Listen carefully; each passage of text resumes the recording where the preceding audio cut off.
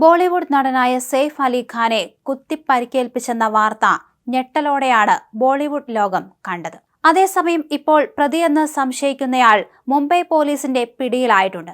എന്തായാലും ഇയാളെ കൂടുതൽ ചോദ്യം ചെയ്തു വരികയാണ്. സംഭവത്തിൽ വിശദമായ അന്വേഷണവും വേണ്ടിവരും. അതുകൊണ്ട് തന്നെ കൂടുതൽ പേരെ ചോദ്യം ചെയ്തു വരികയാണ്.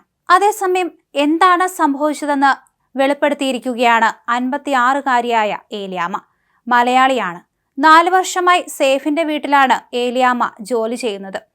ജനുവരി 16 പുലർച്ചെ 2 മണിയോടെയാണ് അക്രമിയെ ഏലിയാമ്മ കണ്ടത്. ഇളയ മകൻ ജോയുടെ മുറിയിലാണ് അക്രമി ആദ്യം കടന്നു ചെന്നത്. ജയുടെ മുറിയിലെ ശുചിമുറിയുടെ വാതിൽ ചെറുതായി തുറന്നു കിടക്കുന്നത് കണ്ടു. അകത്ത് വെളിച്ചമുണ്ടായിരുന്നു. കരീനയാണെന്നാണ് ആദ്യം കരുതിയത്. പിന്നീട് സംശയം തോന്നി അടുത്തേക്ക് പോയി. പെട്ടെന്ന് ഒരാൾ പുറത്തേക്ക് വന്നു. അയാളെ തടയാൻ താൻ ശ്രമിച്ചുവെന്നും അപ്പോൾ അയാൾ 1 കോടി രൂപ ആവശ്യപ്പെട്ടെന്നും ഏലിയാമ്മ പറഞ്ഞു. അക്രമിയെ നേരിടാൻ ശ്രമിക്കുന്നതിനിടെ ഏലിയാമ്മയ്ക്കും കുത്തേറ്റു.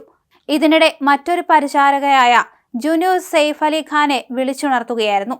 സെയ്ഫ് മുറിയിലെത്തുമ്പോഴാണ് ഇയാൾ സെയ്ഫിന് നേരെ തിരിയുന്നതും താരത്തിന് കുത്തേൽക്കുന്നതും. 7 തവണയാണ് താരത്തിന് കുത്തേറ്റത്. അതീവ സുരക്ഷാ സംവിധാനങ്ങളുള്ള കെട്ടിടത്തിൽ അതിക്രമിച്ചു കയറി നടൻ സെയ്ഫ് അലി ഖാനെ ആക്രമിച്ചത് തീർത്തും അസാധാരണമാണ്. അതീവ സുരക്ഷാ മേഖലയാണ് ഇവിടെ. മുംബൈ നഗരത്തിൽ ആരും സുരക്ഷിതരല്ല. പ്രധാനമന്ത്രിയെ വരെ നേരിട്ട് എപ്പോൾ വേണമെങ്കിലും കാണാൻ കഴിയുന്ന സ്വന്തമായി സുരക്ഷാ സംഘമുള്ള നടന് ഇതാണ് സ്ഥിതിയെങ്കിൽ സാധാരണക്കാരന്റെ അവസ്ഥ എന്താകും? പ്രധാനമന്ത്രി നരേന്ദ്രമോദിക്കൊപ്പം നിൽക്കുന്ന സെയ്ഫ് അലി ഖാന്റെ ചിത്രം പങ്കുവച്ച് പലരും ചോദിച്ചത് ഈ ചോദ്യമായിരുന്നു.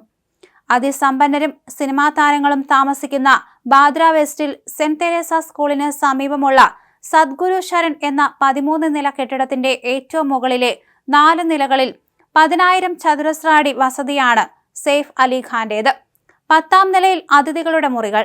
നടനും കുടുംബവും 11ാം നിലയിലാണ് താമസം. വീട്ടുജോലിക്കാരും അടുക്കളയും 12ാം നിലയിൽ. സ്വിമ്മിംഗ് പൂളും ജിമ്മും 13ാം നിലയിൽ. കെട്ടിടത്തിന്റെ ഗേറ്റിലും ലിഫ്റ്റിലും സുരക്ഷാ ജീവനക്കാരുണ്ട്. സുരക്ഷാ ജീവനക്കാരുടെ വിരലടയാളം ഉപയോഗിച്ചാൽ മാത്രമേ ലിഫ്റ്റ് തുറക്കുകയുള്ളൂ. നടൻ സൽമാൻ ഖാന്റെ വീടിന് നേരെയുണ്ടായ വെടിവെപ്പ്, അദ്ദേഹത്തിന്റെ അടുത്ത സുഹൃത്തായ മുൻമന്ത്രി ബാബ സിദ്ദിഖിയുടെ കൊലപാതകം എന്നിവയ്ക്ക് പിന്നാലെയാണ് സെയ്ഫ് അലി ഖാന് നേരെ കൂടി ആക്രമണമുണ്ടാകുന്നത്.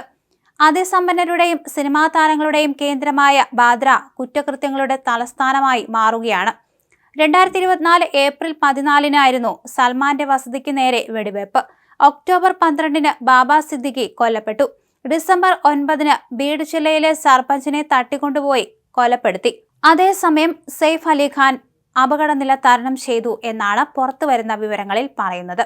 വ്യാഴാഴ്ച പുലർച്ചെ 2:30-ക്കാണ് അതിക്രമം നടന്നത്.